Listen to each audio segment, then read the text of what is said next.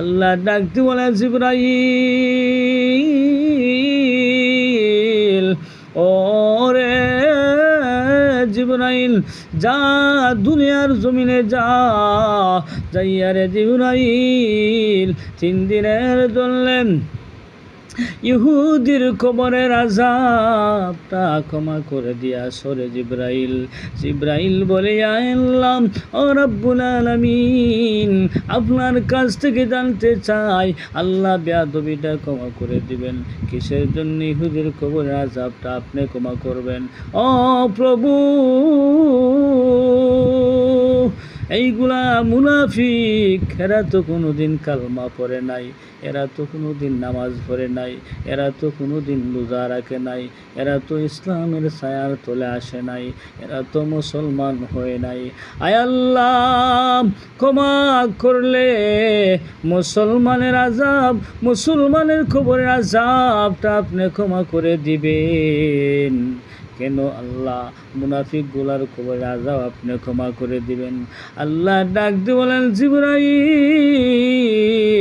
তুমি জানো না রে জিবরাইল, এদেরকে আমি আল্লাহ কেন ক্ষমা করে দিব রে জিবরাইল? তুমি জানো না এরা কি করেছে আমার কাছে? তুমি তো জানো না রে জিবরাইল, এদেরকে কেন আমি আল্লাহ ক্ষমা করব তা তো তুমি জানো না।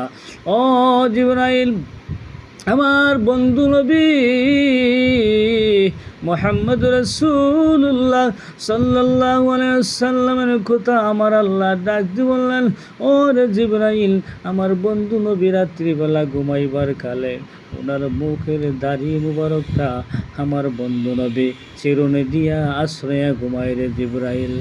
ওই বন্ধু নবীর সুন্নাত অনুযায়ী আমার আবু বকর সিদ্দিক রাত্রিবেলা ঘুমাইবার কালে ওনার দাড়িটাও চিরুনি দিয়ে আশ্রয়া ঘুমায় রে জিবরাইল।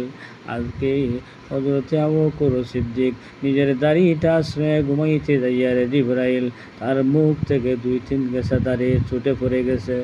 ও জিবরাইল, এই দাড়িগুলা তার মুখ থেকে পড়ার পরে দমকা হাওয়া আসিয়া ওই দাড়িগুলাকে নিয়ে আরে জিবরাইল ইহুদির কবরের মধ্যে ফালাইয়া দিয়েছে।